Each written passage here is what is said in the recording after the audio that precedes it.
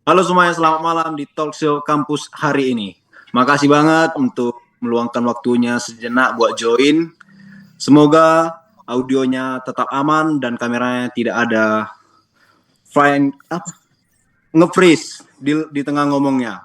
Hari ini kita tidak ada ngomong serius, kita mau ngobrol santai saja. Karena jujur saja, di layar kita kelihatan di sini seperti baik-baik saja, padahal di luarnya itu lagi pusing belaka. Jadi langsung kita mulai saja. Di sini ada saya ditemani beberapa narasumber, ada Kak Angeli Mosa, Kak Indi, Kak Stefani, Kak J Tivori, Bang Rizwan Zaluku, Bang Aldi Stompul, dan Bang Budi Setiawan. Oke, untuk malam ini kita pertama untuk topiknya kepada Angeli Mosa. Oke, Mosa, terakhir kali kamu benar-benar yakin minggu ini bakal santai itu kapan? 2 hari lalu sih. Aku sampai mikir, wah, hidup mulai rapi. Tapi sekarang aku di sini sambil mikir, kenapa aku pede banget ya waktu itu? Itu optimisme sebelum realita ya. Kalau ngomongin gaya ngerjain tugas, Fori, kamu tipe yang mulai pelan-pelan atau awal atau baru aktif begitu kalender sudah merah semua? Kalau aku sih tipenya yang bilang nanti sore aja deh mulai, terus begitu sorenya dateng, terus ya aku bilang lagi nanti malam aja deh. Konsisten ya, konsisten Bunda tapi. Iya. Oke, Claudia, kalau di posisi itu kamu biasanya lanjut terus atau sempat mikir sebentar atau butuh snack dulu? Kalau aku sih snack dulu ya. Habis itu lanjut sambil mikir kenapa hidup penuh deadline ya. Pilot. Stefani, kamu masuk tim apa nih? Kalau aku sih tim yang lanjut, tapi sambil ngeluh sih ke tembok. Oke, itu sehat. Agak sehat ya. Berarti kita sepakat ya. Santai itu sering cuman wacana. Oke. Kalau sudah ngomongin tugas, biasanya capeknya tidak berhenti di situ ya. Kadang selesai satu, langsung kepikiran yang lain. Kalau ditarik lebih, jadi sebenarnya tekanan terbesar itu datang dari mana sih? Aku penasaran sama pengalaman kamu, Moksa. Dari diri sendiri, jujur aku ini tipe yang kalau udah bikin to-do list, terus lihat belum ada yang ditentang satupun, langsung panik sendiri. Padahal belum tentu harus kelar hari itu juga. Itu to-do list. Kadang lebih menyeramkan dari dosen ya. Kalau di kamu, Claudia, tekanan itu sering muncul dari mana sih? Dari kebiasaan banding-bandingin diri dan lihat teman-teman kelihatannya lancar semuanya kan. Aku langsung mikir kok aku ribet banget ya hidupnya gitu. Perbandingan hobi manusia. Kalau dari sisi yang lain, Fori, tekanan dari sekitar kerasa tidak? Terasa, apalagi aku nongkrong gitu kan, terus ada yang bilang, aku udah daftar magang di sini.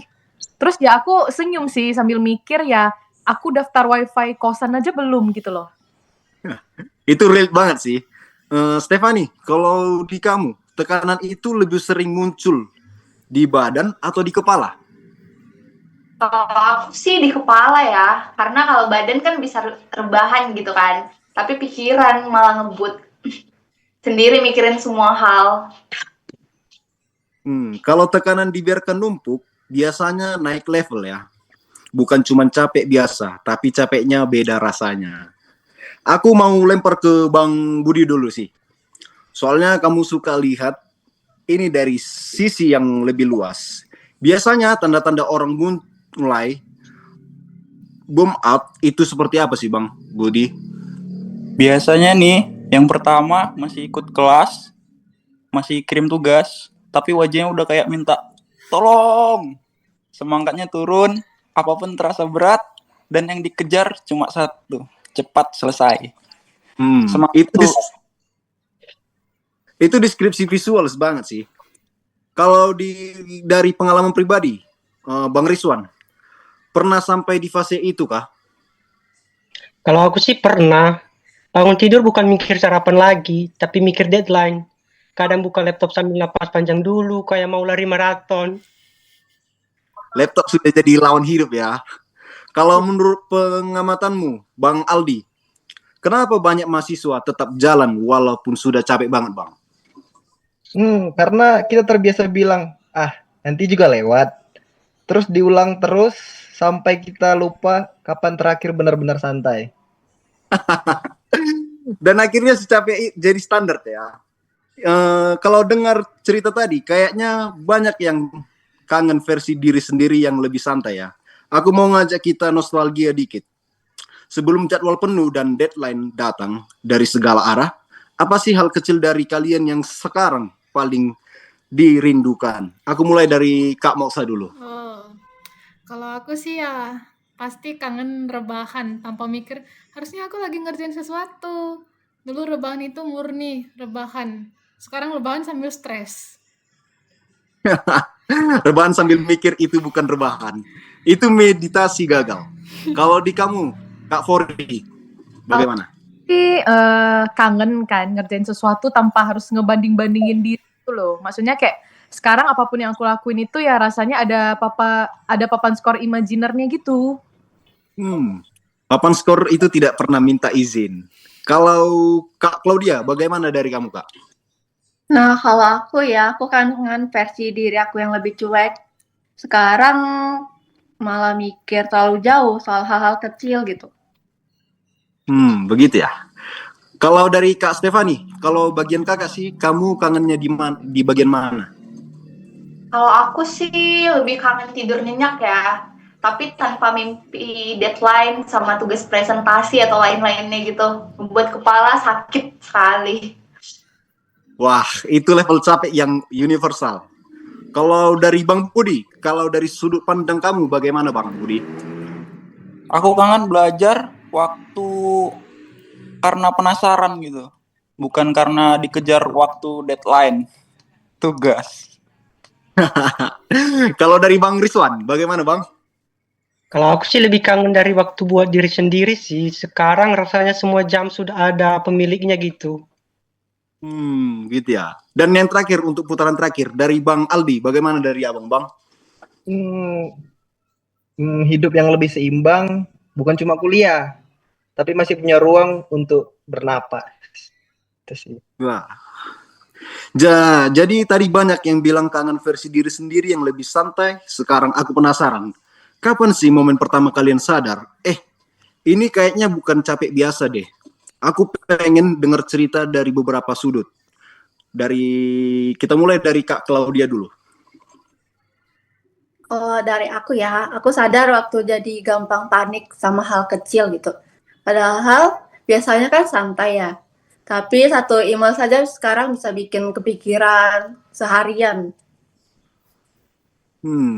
Kadang bukan tugasnya yang berat, tetapi kepalanya yang sudah penuh. Kalau kamu Kak Ivori, tandanya muncul lewat apa sih? Kalau aku sih, aku duduk di depan laptop itu lama banget. Niatnya itu mau mulai, cuman malah scroll-scroll dulu, terus mikir, loh aku kok begini amat ya?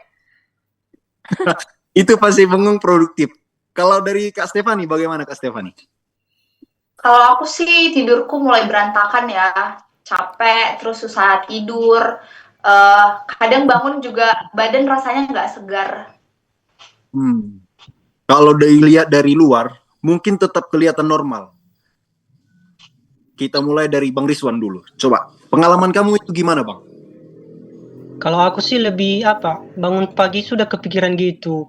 Hari ini berat lagi ya, padahal belum ngapain-ngapain.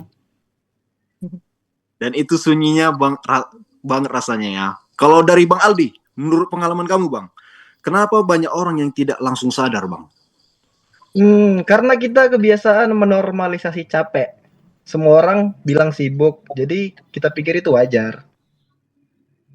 Dari sisi yang lebih reflektif, untuk Bang Budi, kenapa burnout itu datang pelan-pelan Bang?